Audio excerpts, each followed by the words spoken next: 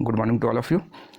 जो आज का हमारा जो टॉपिक है वो पार्थेनोजेनेसिस है, लेकिन उसके पहले जो है हम थोड़ा सा आपको एसेक्सुअल रिप्रोडक्शन और सेक्सुअल रिप्रोडक्शन में जो है अंतर जो है बताते हुए चलेंगे, और कुछ जो है वेजिटेटिव रिप्रोडक्शन के क्या लाभ है, एसेक्सुअल रिप्रोडक्शन के क्या लाभ है, उसके बाद फिर जो है पार्थेनोजेनेसिस पे आएंगे। तो आइए जो है समय को बर्बाद न करते हुए जल्दी से जो है देख लिया जाए क्या है।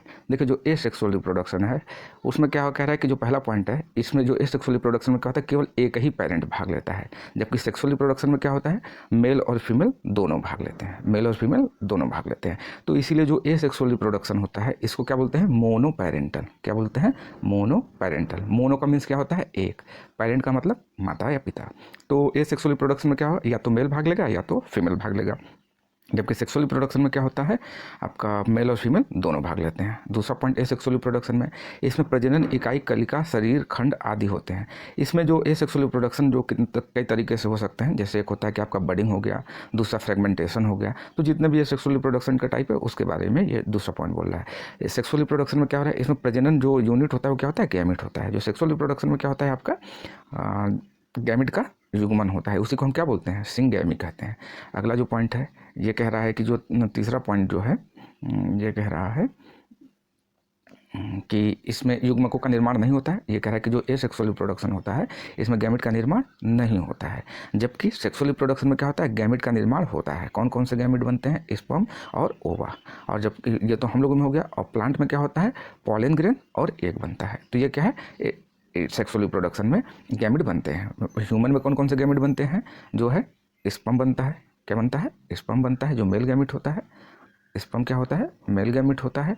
और जबकि ओवा क्या होता है, ओवा जो है आपका फीमेल गैमेट होता है। क्या होता है, फीमेल गैमेट होता है। अगला पॉइंट, युग्मक संलयन नहीं होता। ये कह रहा है कि एसेक्सुअल रिप्रोडक्शन में क्या होता है, गैमेट जो है आपस में फ्यूज नहीं करते हैं, और जबकि सेक्सुअल रिप्रोडक्शन में क्या कह रहा है, गैमेट फ्यूज करते हैं। अगला पॉइंट, एसेक्सुअल रिप्रोडक्शन में क्या होता है, समसूत्री विभाजन द्वारा होता है, चाहे वो शरीर में हो या कोशिकाओं में। तो जो आपको 11th में पढ़ाया गया था, माइटोसिस और मियोसिस। तो ये कह रहा है कि जो माइटोसिस होता है ये किस में होता है, आपका एसेक्सुअल रिप्रोडक्शन में माइटोसिस की क्रिया द्वारा क्या होता है, विभाजन होता है, जबकि सेक्सुअल रिप्रोडक्शन में क्या होता है, माइटोसिस और मियोसिस दोनों प्रकार का सेल डिवीजन होता है। छठवां पॉइंट, जो एसेक्सुअल रिप्रोडक्शन में कह रहा है, संतान आनुवंशिकी तथा संरचनात्मक रूप से जनक के समान होते हैं। ये कह रहा है कि जो पेरेंट्स होते हैं, जो ऑफस्प्रिंग होते हैं, वो क्या होते हैं, जेनेटिकली रूप से क्या होते हैं, यूनिफॉर्म होते हैं, हूबहू एक समान होते हैं। किसमें, एसेक्सुअल रिप्रोडक्शन में। जबकि सेक्सुअल रिप्रोडक्शन में क्या होता है, मतलब जो हम लोगों में होता है, क्या होता है, हम लोग में आनुवंशिकी रूप से जनक से क्या होते हैं, भिन्न होते हैं, मतलब हूबहू एक समान नहीं होते हैं। जबकि एसेक्सुअल रिप्रोडक्शन में क्या होता है, जो ऑफस्प्रिंग होता है वो क्या होता है, एज इट इज होता है। तो इसको क्या बोलते हैं, इस गुण को क्या बोलते हैं कि ये क्लोन होते हैं। अगला पॉइंट, सेक्सुअल रिप्रोडक्शन में यह जैव विकास में कम सहायक होते हैं, क्योंकि इसमें आनुवंशिक विभिन्नताएं नहीं होती है। ये कह रहा है कि जो एसेक्सुअल रिप्रोडक्शन से बनी हुई जो संतानें होती हैं वो क्या होता है, उनमें जेनेटिक डाइवर्सिटी नहीं होता है, क्योंकि ये क्या होता है, जेनेटिक रूप से क्या होता है, समान होते हैं। जबकि हम लोग जो सेक्सुअल रिप्रोडक्शन में होता है तो हम लोग क्या होता है, जेनेटिक डाइवर्सिटी ज़्यादा होती है। क्यों, क्योंकि एक ही परिवार में क्या होते हैं, 4 भाई हैं, तो चारों क्या हैं, अलग अलग हैं। तो सबका क्या है, सब एक ही माता पिता के संतान क्या होते हैं, अपने देखने में और उस तरह में क्या होते हैं, अलग अलग होते हैं। हम लोग में व्यक्तिगत भिन्नता पाई जाती है। जो एसेक्सुअल रिप्रोडक्शन होता है, क्या होता है, इसमें प्रजनन की दर तीव्र होती है, इसीलिए क्या होता है, एसेक्सुअल रिप्रोडक्शन अधिक बेनिफिशियल होता है। और जबकि इसमें सेक्सुअल रिप्रोडक्शन में क्या होता है, प्रजनन की दर धीमी होती है। अगला जो है एसेक्सुअल रिप्रोडक्शन, इसमें जनक की कायिक कोशिकाएं भाग लेती हैं। जो एसेक्सुअल रिप्रोडक्शन होता है, आपको पहले ही बताया था, इसमें कौन सा सेल भाग लेता है, सोमैटिक सेल, जिसमें क्या होता है, दैहिक कोशिका। जैसे इसमें हम लोग का क्या होगा, स्किन से या नेल से या हेयर से क्या होगा, इंडिविजुअल बनेगा। और जो प्लांट में क्या होता है, प्लांट में जो उसकी दैहिक कोशिका कौन कौन सी होती है, जड़, तना, पत्ती। तो इन सभी चीज़ों से क्या हो जाएगा, अगर प्लांट का निर्माण हो रहा है तो क्या होगा, एसेक्सुअल रिप्रोडक्शन होता है। जबकि इसमें क्या होता है, जनक सेक्सुअल रिप्रोडक्शन में क्या होता है, जो कौन सा भाग लेता है, जर्म सेल जो होता है, जो जर्म सेल होता है वो क्या करता है, सेक्सुअल रिप्रोडक्शन में भाग लेता है। तो कौन कौन से जर्म सेल होते हैं भाई, आपके जैसे ह्यूमन की बात करें तो टेस्टिस हो गया, और आपका क्या हो गया, ओवरी हो गया। और प्लांट में क्या हो जाएगा आपका, इसको जो है आप कमेंट करके बताइए, प्लांट के जर्म सेल में क्या क्या आएंगे।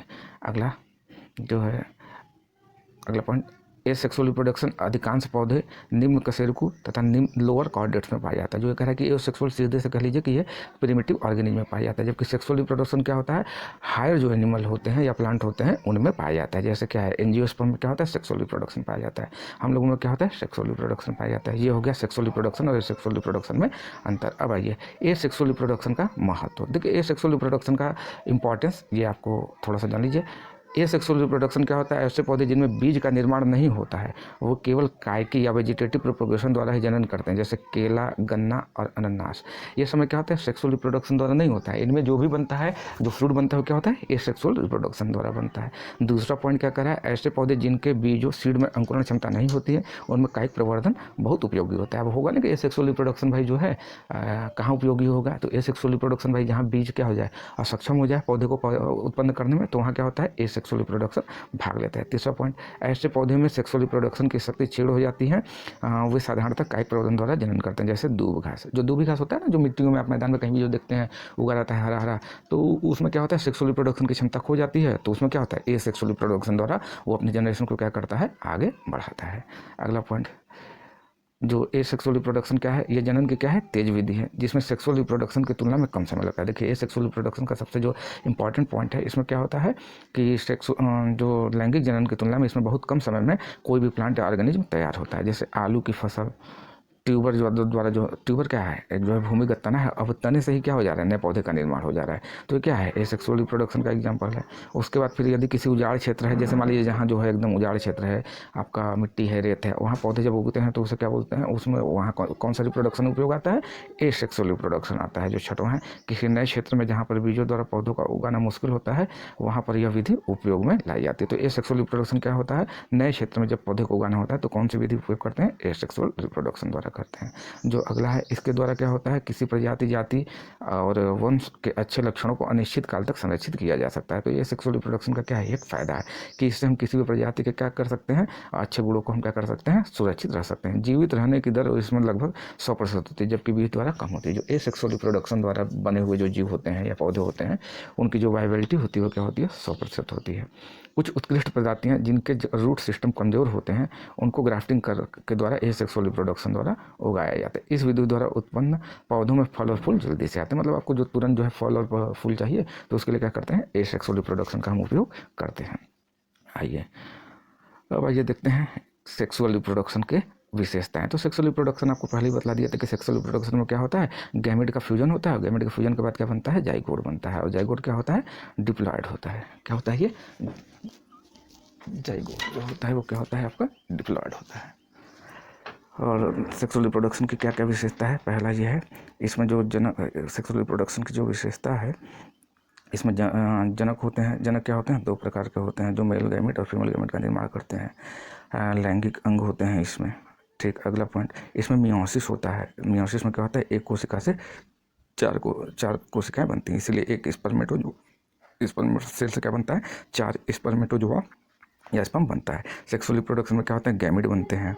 और जो अगला पॉइंट है, इसमें क्या होता है, निषेचन की क्रिया होती है और जाइगोट बनता है। तो जाइगोट क्या होता है, आपका डिप्लॉयड होता है और ये क्या करता है, नए प्राणी को उत्पन्न करता है। सेक्सुअल रिप्रोडक्शन में क्या होता है, आपका जुवेनाइल जो स्टेज होता है, उसमें जो है उस स्थिति में क्या होता है, गैमेट का फॉर्मेशन होता है। इसमें अल्टरनेशन ऑफ जनरेशन होता है, विभिन्नताएं जो है आती हैं। अब आइए जो है आपको हम अनिषेक जनन, जो आपका टॉपिक है, पार्थेनोजेनेसिस। देखिए नाम से ही लग रहा है, पार्थेनोजेनेसिस, अनिषेक जनन, मतलब ऐसे जीव का निर्माण जो है हो, जो क्या हो, बिना निषेचन के ही नए जीव का जब निर्माण हो जाता है, तो उसी को हम क्या बोलते हैं, पार्थेनोजेनेसिस। ये किन किन जंतुओं में होता है, मधुमक्खी में होता है, छिपकली में होता है, कुछ पक्षियों में होता है। इसमें क्या होता है, नए जीवों का जो निर्माण होता है बिना गैमेटिक फ्यूजन के ही हो जाता है। क्या हो जाता है, बिना गैमेटिक फ्यूजन के ही हो जाता है। तो इसको सर्वप्रथम एक साइंटिस्ट थे, चार्ल्स बोनेट ने एफिड्स, जो कीट आपके जो आर्थ्रोपोड में एफिड्स आता है ना क्लास, उसमें सर्वप्रथम देखा था। जो पार्थेनोजेनेसिस होता है 2 प्रकार का होता है। एक होता है, एक नेचुरल होता है। नेचुरल किसमें होता है, मधुमक्खी क्या होता है, एक मधुमक्खी से जो दूसरा मधुमक्खी बनता है, वो क्या होता है, बिना सेक्सुअल रिप्रोडक्शन के या बिना गैमेटिक फ्यूजन के बनता है। बर्रे, जिसको पीला जो होता है, जिसको हाड़ा बोलते हैं। उसके बाद फिर जो छिपकली, ये सभी क्या होता है, इन सबों में क्या होता है, नेचुरल पार्थेनोजेनेसिस पाया जाता है। जो अगला है आर्टिफिशियल पार्थेनोजेनेसिस में कुछ प्राणियों में क्या होता है, हम उसको टेम्परेचर, पीएच और क्लोरोफॉर्म, एल्कोहल, ये सब के द्वारा क्या करते हैं, उसको इंड्यूस, जानबूझ करके क्या करते हैं, प्रेरित करके नए इंडिविजुअल का निर्माण करते हैं। तो जो पार्थेनोजेनेसिस होता है, पार्थेनोजेनेसिस का सीधे से मतलब है कि बिना गैमेटिक फ्यूजन के ही न्यू इंडिविजुअल का बनना ही क्या कहलाता है, पार्थेनोजेनेसिस कहलाता है। ठीक है, यही जो है आपका पार्थेनो